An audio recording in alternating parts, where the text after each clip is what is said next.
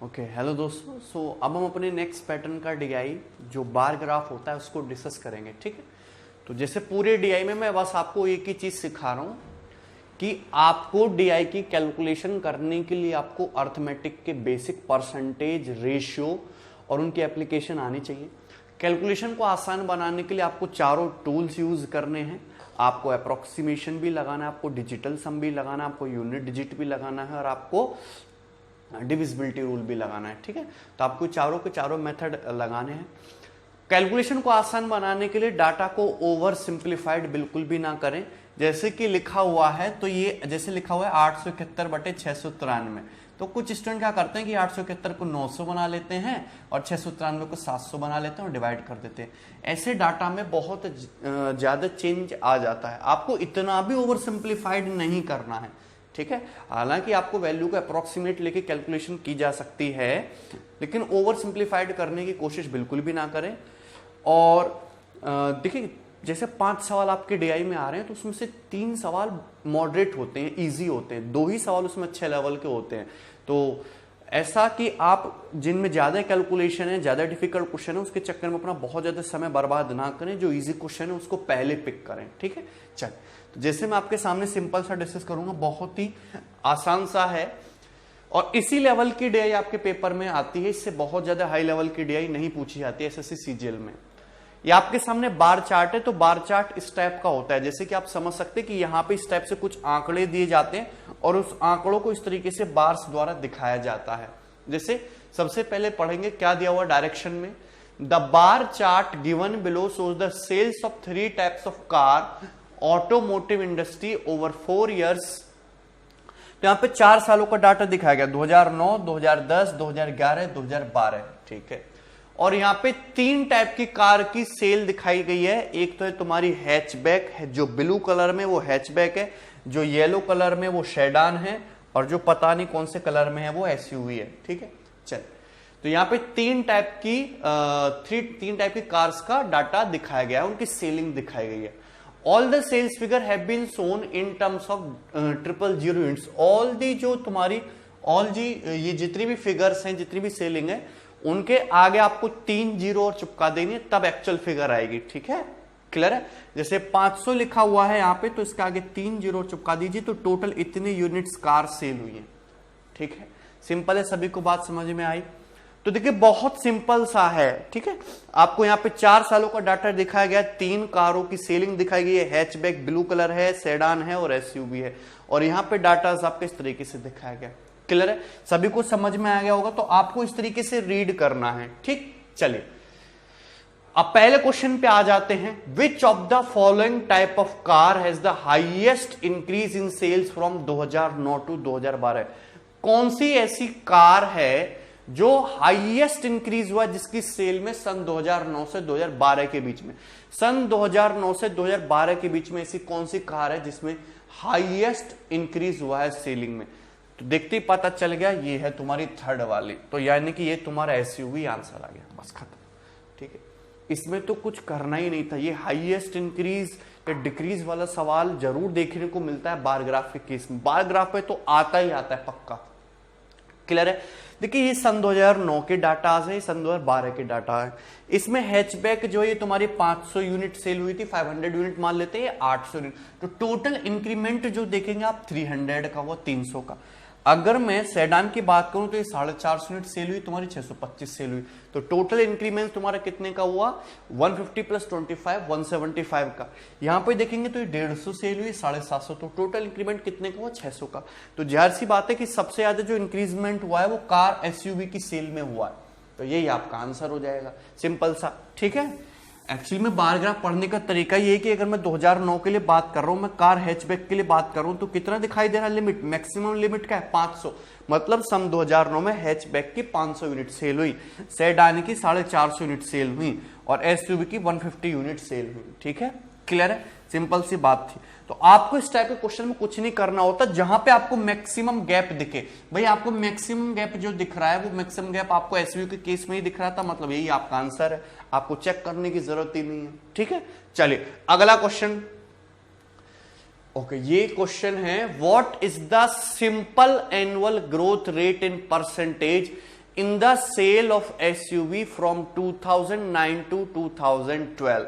ठीक है, देखिए बहुत सिंपल है, कुछ भी नहीं है। What the simple annual growth rate, simple annual growth rate पूछी आपसे कार एसयूवी की सन 2009 से सन 2012 के बीच में। देखिए सन 2009 में एसयूवी की कितनी यूनिट सेल हुई है, 150 यूनिट सेल हुई है, और सन 2012 में कार एसयूवी की कितनी यूनिट सेल हुई है, 750 यूनिट सेल हुई है। क्लियर है, सिंपल सी बात। अगर मैं इसको काट लू, मैं रेशियो ले लू, तो ये 150 से तुम्हारा कितना 5 बार चला जाएगा, 1:5। मतलब अगर इसमें 1 यूनिट सेल हुई है तो यहां पर 5 यूनिट सेल हुई, तो इंक्रीजमेंट कितने का हुआ है तुम्हारा 4 मतलब, या फिर मैं कहूंगा 400%, 400%। बोलो कोई डाउट है इसमें किसी भी स्टूडेंट को? यहां तक सिंपल सा आप देख सकते हैं कि अगर ये 150 है, ये तुम्हारे 750 है, तो ये 400% मोर, 400% का टोटल इंक्रीजमेंट हुआ आपका इस 3 साल के गैप में। 1 साल, 2 साल और 3 साल, 3 साल के टाइम इंटरवल में कार एसयूवी की सेल में कितना इंक्रीज हुआ, 400%, 400% का। आप देख सकते हैं, सरल है। ये तुम्हारा 1:5 का रेशियो, तो कितना इंक्रीजमेंट हुआ, 400% टोटल इन 3 साल के टाइम पीरियड में। आपसे पूछा है कि per annum simple annual growth rate क्या है, तो 3 साल में कितना, 400%। तो 1 साल में कितना इंक्रीज, 400/3%, और 400/3 का मतलब एक ही ऑप्शन है, 133.33, 133.33% आपका सी ऑप्शन आंसर आ जाएगा। बहुत ही ज्यादा सिंपल क्वेश्चन था। चलिए अगला देखेंगे हम लोग। अगला क्या दिया हुआ है, what is the respective ratio of total sales of sedan and total sales of SUV over the period of 4 years. Okay, ये अच्छा क्वेश्चन है, आपसे पूछा है। देखो रेशियो वाला सवाल तो आता ही आता है। और the respective ratio of total sale of sedan, car sedan की टोटल सेल इन 4 सालों की, and total sale of SUV, और कार एसयूवी की इन 4 सालों की टोटल सेल का रेशियो क्या है। 2009, 2010, 2011, 2012 इन 4 सालों में सेडान की जो टोटल सेल हुई है, कार एसयूवी की जो टोटल सेल हुई है, उसका रेशियो क्या है। फिर मेरी नजर जाएगी ऑप्शन पे। ऑप्शन में मैं देखता हूं न्यूमरेटर पार्ट को, अंश को, तो 23, 43, 29 और 76 न्यूमरेटर जो है अलग अलग दिखाई दे रहा है मुझे। न्यूमरेटर आपस में कोई लेना देना नहीं है, सारे के सारे मुझे प्राइम नंबर की फॉर्म्स में लगभग दिखाई दे रहे हैं। क्योंकि 23 ना 29 को काटेगा, ना 29 43 को, ना 43 76 को। तो एक्चुअली में मुझे पूरा कैलकुलेट ही नहीं करना, मैं केवल और केवल न्यूमरेटर पार्ट ही कैलकुलेट करके आंसर बता सकता हूं, केवल और केवल न्यूमरेटर पार्ट ही कैलकुलेट करके। न्यूमरेटर पार्ट में क्या है, सेडान की टोटल 4 सालों की सेल। तो अगर मैं सेडान की टोटल 4 सालों की सेल की बात करूं तो 450 प्लस 500 950 हो गया, प्लस 575 प्लस 625, तो ये 6 5 1100। देखिए थोड़ा जल्दी जोड़ना सीखिए। यहाँ पे 600 प्लस 500 1100 करेंगे, 75 प्लस 25 तुम्हारा 100 हो जाएगा, तो 1100 प्लस 100 1200, 1200 500 1700, और ये तुम्हारा 450। ठीक है, तो कितना हो जाएगा तुम्हारा 2150, 2150 आएगा ऊपर से सिंपल सा। नीचे समथिंग कुछ भी आए हमको मतलब नहीं है। अगर आप देखोगे तो ये तुम्हारा पूरा कितना हो गया 1200, 1700, और ये तुम्हारा 2150। नीचे समथिंग कुछ भी आए। अब मैं बस इतना चेक करूंगा कि ये 2150 है, इसमें कौन सा नंबर यहां पर छुपा हुआ है। तो 2150 को अगर मैंने गौर से देखा तो देखिए, अगर मैं सपोज 0 हटा दूं, मैं 5 से काट दूं, तो 5 चौक 20, 5 दिए 15, इसमें 43 छुपा हुआ है। इसमें प्राइम नंबर 43 छुपा हुआ है। तो 43 कौन से ऑप्शन में, सी ऑप्शन में, यही आपका आंसर हो गया, खत्म सवाल। तो आपको इस तरीके से क्वेश्चन को करना था, पूरा कैलकुलेट करना ही नहीं था।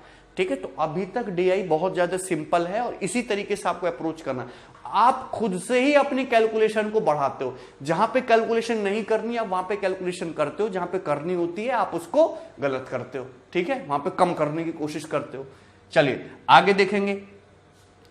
देखिए अगला सवाल है सवाल नंबर 4। सवाल नंबर 4 क्या बोल रहा है, if all the 3 categories increase by same rate in 2013 over 2012 as they did in 2012 over 2011, then what will be the total approximate sale in 000 units of all the 3 categories taken together in the year 2013। आपको question समझ में आया। देखिए यहाँ पे जो मुझे data दिखाया गया 2009, 10, 11, 12 का दिखाया गया, तो क्वेश्चन ये कह रहा है कि सन 2013 में इतना ही परसेंटेज इंक्रीजमेंट हुआ, इतना ही उसी रेट से इंक्रीजमेंट हुआ है जिस रेट से सन 2012 में हुआ था ओवर 2011। मतलब अगर मैं यहाँ पे 2013 का डाटा कुछ इस तरीके से बना दूं, सपोज इस तरीके से, तो सन 2013 में जो इंक्रीजमेंट हुआ है 2012 के कंपैरिजन में, वो उसी रेट से हुआ है जिस रेट से सन 2012 में हुआ है 2011 के रेस्पेक्ट में। भाई जैसे जैसे साल बढ़ रहे हैं कारों की बिक्री भी बढ़ती जा रही है, लेकिन हर साल क्या है तुम्हारा रेट अलग अलग है। लेकिन 2013 के बारे में खास बात है कि 2013 में जो आपका इंक्रीजमेंट हुआ 2012 के कंपैरिजन में उसी रेट से हुआ है जिस रेट से सन 2012 में हुआ था 2011 के रेस्पेक्ट में। ठीक है, क्लियर है। तो आपसे पूछा कि सन 2011 में टोटल सेल क्या है, अप्रोक्सीमेटली आपको बताना है। तो पहली वर्ड मेंशन कर दिया अप्रोक्सीमेटली, तो डिजिटल सम तो आप यहां पर भूल ही जाइए। फिर मेरी नजर गई ऑप्शन पे, तो जैसे ही मैं ऑप्शन पे गया मुझे ऑप्शन बहुत दूर दूर दिखाई दे रहे हैं, काफी दूर दूर ऑप्शन दिखाई दे रहे हैं, क्लियर है। अब जैसे दूर दूर ऑप्शन मुझे दिखाई दिए, फिर अगर मैं सन 2012 की इंक्रीजमेंट 2012 की टोटल सेल की बात करूं तो 1550 प्लस 600, तो ये तुम्हारा 2100, 2150 के आसपास तो यही हो गया। मतलब मेरा ये ऑप्शन तो आंसर पॉसिबल है नहीं, एक ऑप्शन मैंने देखते ही हटा दिया। भाई आप खुद ही देखो कि सन 2012 में जो सेल है वो 1550 प्लस 625 कितने 2175, तो यही है। तो जाहिर सी बात है सन 2013 में जो सेल होगी 2175 से ज्यादा होगी, मतलब फर्स्ट ऑप्शन आंसर पॉसिबल नहीं था, ये हमने हटा दिया। अब जरा मुझे देखो, मैं एक एक कार के लिए तुमको बताता हूं। अगर मैं कार हैचबैक की बात करूं तो सन 2012 में कार हैचबैक की जो टोटल सेल थी वो 800 थी। कितनी थी? 800 थी, क्लियर है। अगर मैं 2012 में इसके इंक्रीज रेट की बात करूं तो 2011 में इसकी 650 कॉपी सेल हुई थी, 2012 में 800, तो कितना इंक्रीज हुआ है? 5 से काट लेंगे 13 और 16, तो 13:16, यानी कि 16/13 गुना, 16/13 टाइम्स। बोलो कोई दिक्कत है यहां पर किसी भी स्टूडेंट को? सिंपल सी बात भाई, कितना अगर मैं सन 2011 की बात करूं तो 650 सेल हुई, सन 2012 में 800 सेल हुई, तो कितना इंक्रीजमेंट हुआ? 800/650, यानी कि कितना होगा तुम्हारा? 16/13। यानी कि सन 2013 में भी 2012 के कंपैरिजन में इसी रेट से ग्रोथ होगा, तो मैंने 800 का भी क्या कर दिया? 16/13। अगर ये 16/13 हो रहा है तो सन 2013 में भी 2012 से कितना हो जाना चाहिए तुम्हारा? 16/13 गुना ही होना चाहिए, क्लियर है। इस बात को आपको लिखना था ना। अगर मैं बात करूं यहां पर ये 625 मुझे दिख रहा है, तो सन 2012 में 625 है सेल टोटल। अगर यहां पे हम निकाले तो ये कितना आएगा तुम्हारा? 25 दूनी 50, 25 या 75, ये 25, तो 23 से यानी कि 25/23 गुना हुआ है। तो 25/23 गुना हुआ है 2012 में 2011 के कंपैरिजन में, तो जाहिर सी बात है 2013 में भी 25/23 गुना ही होगा। तो यहां पे आप किससे मल्टीप्लाई कर दोगे? 25/23 से, 25/23 से, क्लियर है। कोई समस्या है इसमें किसी भी स्टूडेंट को यहां तक? ठीक है, चलिए। अब मैं अगर कार एसयूवी की बात करूं तो 2012 में इसकी जो टोटल सेल है वो 750 है, 750 है, ठीक है, कोई दिक्कत नहीं, यहां तक बात समझ में आ रही है। चलिए, अगर मैं इसकी टोटल सेल की बात करूं, इंक्रीजमेंट की बात करूं 2012 में 2011 के कंपैरिजन में, तो कितना इंक्रीजमेंट हुआ है भाई? 25 से 16 बार जाएगा, ये तुम्हारा 25 से 30 बार जाएगा, 2 से काटोगे तो तुम्हारा 8 बार जाएगा, 15 बार जाएगा, तो 15/8 गुना हो रहा है। तो यहां भी 2013 में भी 2012 के कंपैरिजन में 15/8 गुना होगा, क्लियर है। तो मुझे ये डाटा कैलकुलेट करना है, ठीक है। तो जाहिर सी बात है कि ये तुम्हारा 2345 से तो बड़ा ही होगा, मतलब अब मैंने सेकंड ऑप्शन भी हटा दिया। क्यों? क्योंकि आप देखो ना यहां पे, भाई यहां पे आप देखो ना तो 15/8 लगभग 2 गुना हो रहा है, 2 गुना तो यहीं पे हो गया, तो आंसर तो इससे काफी बड़ा ही हो जाएगा ना। चलिए, अभी भी मेरे 2 ऑप्शन फंस गए, लेकिन इनमें गैप काफी ज्यादा है। अगर गैप देखो तो 30 के समथिंग है, तुम्हारा 3500 के समथिंग है, 3000 के समथिंग है, तुम्हारा 3500 के समथिंग है। मतलब ज्यादा टेंशन वाली लेने की दिक्कत नहीं है, मैं इसको बहुत आसानी से अप्रोक्सीमेट लेके कैलकुलेट कर सकता हूं। भाई 13 से अगर मैं 16 को काटू तो 13 कम 13, 3 0, 13 दूनी 24, 1.2 अप्रोक्सीमेटली 1.2, तो 960 जाएगा अप्रोक्सीमेटली। बोलो कोई दिक्कत है यहां पर? अगर इसको देखोगे 23 से 25 पूरा तो नहीं कटेगा, लेकिन 1 पॉइंट समथिंग जाएगा, तो 625 को अगर मैं थोड़ा सा बढ़ा भी दूं तो लगभग 650 के आसपास चला जाएगा, 670। इससे ज्यादा तो 800 900 तो पहुंचेगा नहीं, इसके आसपास ही रहेगा। अब देखिए ये तुम्हारा यहां पर मैंने क्या किया, दोनों जगह इंक्रीजमेंट ही किया है। 8 से 15 लगभग 2 गुना हो गया, लगभग 2 गुना। तो 750 इंटू 2 1500, ये लगभग 1500 के आसपास जाएगा, 1500 से कम ही रहेगा, 1500 से कम ही रहेगा। तो देखते हैं टोटल कितना हुआ, 0 6 5 11 का 1 9 और 1 10 10 6 16 16 15 31 3110। सो आंसर जो है तुम्हारा 3110 के आसपास होना चाहिए। एक ही ऑप्शन है जो 3110 के आसपास है, जो कि तुम्हारा थर्ड ऑप्शन है, मतलब यही करेक्ट आंसर है। अप्रोक्सीमेटली भी मैंने बहुत ज्यादा वेरिएशन नहीं किया है कि इतना कि तुम्हारा 500 600 का डिफरेंस आ जाए, इतना भी नहीं मैंने वेरी किया। एक ही ऑप्शन से क्लोज बैठ रहा था, थर्ड ऑप्शन, और यही आंसर हो गया। तो आपको क्वेश्चन के डाटा के अकॉर्डिंग देखना है कि आपको यहां पे क्या लगाना है। आपको डिविजिबिलिटी लगाना है, आपको डिजिटल सम लगाना है, या आपको क्वेश्चन में कुछ भी नहीं लगाना, छोड़ देना है, वो तो आपकी श्रद्धा के ऊपर है। लेकिन मेरे हिसाब से हर क्वेश्चन अटेम्प्ट करने लायक होता है, ठीक है। चल एक और डीआई डिस्कस करेंगे इस पे। देखिए एक और डीआई देखिए बहुत सिंपल है, और ये जो जितनी भी डीआई मैं आपको सॉल्व करा रहा हूं ये मैंने खुद क्रिएट नहीं किया है, क्योंकि डीआई बनाने में 2-2 3-3 दिन लगेगा, इतना भी मेहनती नहीं हूं मैं। ये सारी जो डीआई है ये प्रीवियस ईयर की आई हुई है, और ये लेवल वाकई में पेपर में आता है, तो आपको करना ही पड़ेगा, और करो। चलिए जैसे सिंपल सा है, सबसे पहले देखेंगे क्या लिखा है डायरेक्शन में। The bar chart given below shows the number of cars parked in a multi level parking from 6 AM to 6 PM on A given day. किसी शुभ दिन पर सुबह 6 बजे से शाम 6 बजे तक हर घंटे में जो कार पार्क हुई है पार्किंग में, उसका डाटा दिखाया गया आपको बार ग्राफ की फॉर्म में, ठीक है ना। ये नंबर ऑफ कार्स है, गाड़ियों की संख्या। जैसे हम 6 बजे की बात करें तो यहाँ पे 152, ये 7 बजे तक 135, ये 14 है, ठीक है ना, ये 138, इस टाइप से आपको दिखाया गया है। क्लियर है। 6 बजे तक खड़ी की गई गाड़ियों की संख्या को दर्शाया गया। इस आरेख का अध्ययन कर दिए गए प्रश्नों के उत्तर दीजिए। तो हम पहला क्वेश्चन देखते हैं, क्या दिया है, what is the average number approximately आ गया तो आपको करना ही पड़ेगा approximately of cars parked per hour from 6 AM to 6 PM on the given day. ठीक है, सुबह 6 AM से शाम 6 PM तक जो on an average car parked हुई है पर आवर, वो आपको बताना है। तो एवरेज निकालना है, एवरेज निकालना सभी को आता है। क्या है एवरेज का मतलब? एवरेज है तुम्हारा total number of observation, sum of total observation बटे नंबर ऑफ ऑब्जर्वेशन। आपको कुछ भी नहीं करना। जैसे सुबह 6 बजे कितनी पार्क हुई है, कार पार्क हुई 152, 7 बजे 35, 8 बजे 14 है, ये 138, ये 34, ये 40। आपको क्या करना है, इन सभी को ऐड करना है और डिवाइड करना है। ये कितने आवर हो जाएंगे?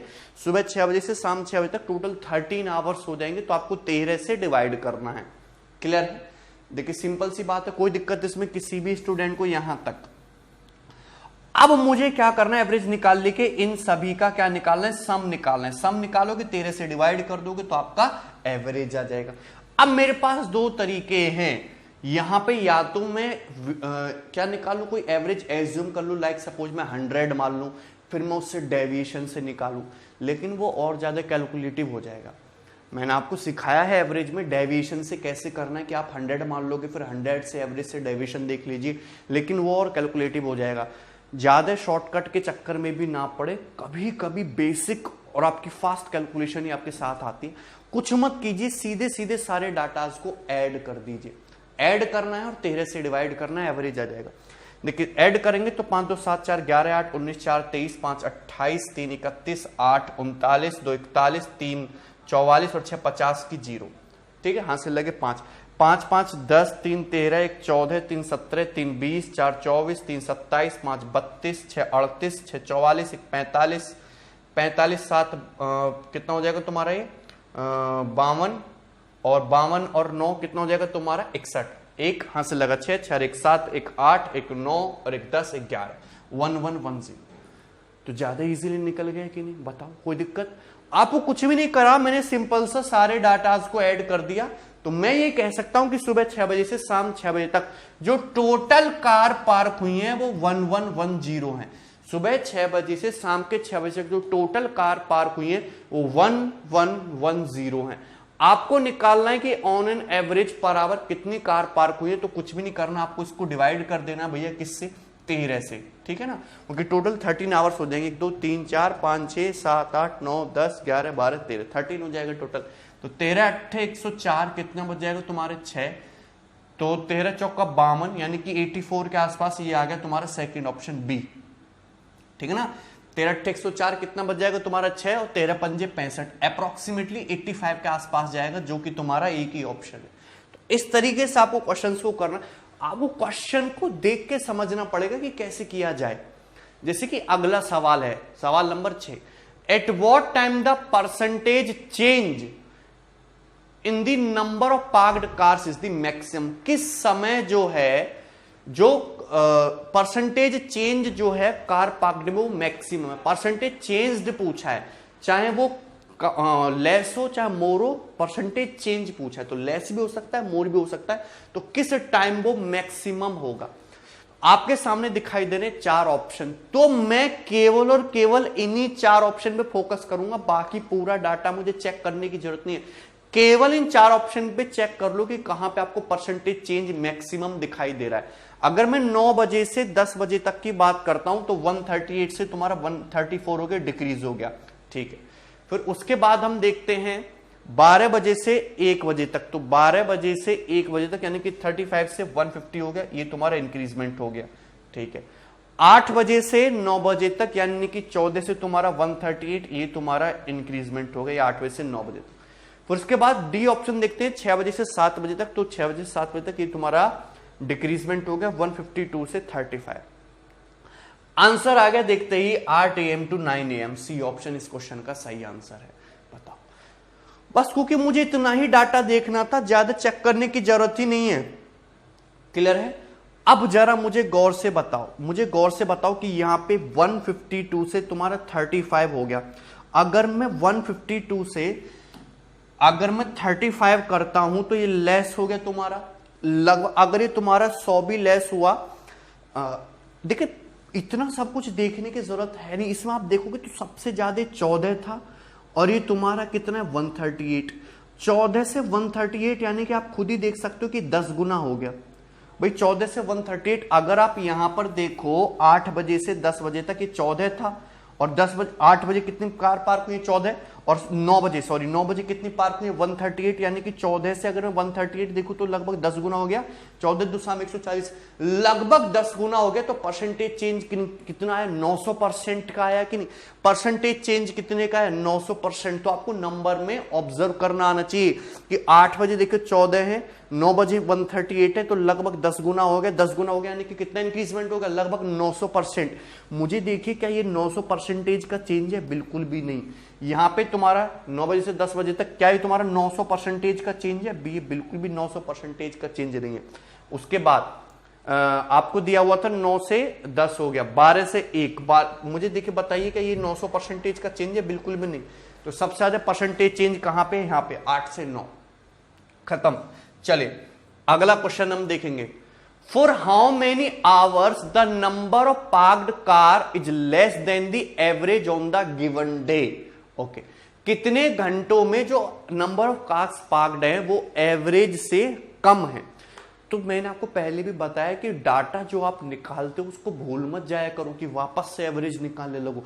मैं पहले क्वेश्चन में एवरेज कैलकुलेट कर चुका हूं कि उस दिन में सुबह 6 बजे से शाम 6 बजे तक on an average per hour 85 car parked हुई हैं।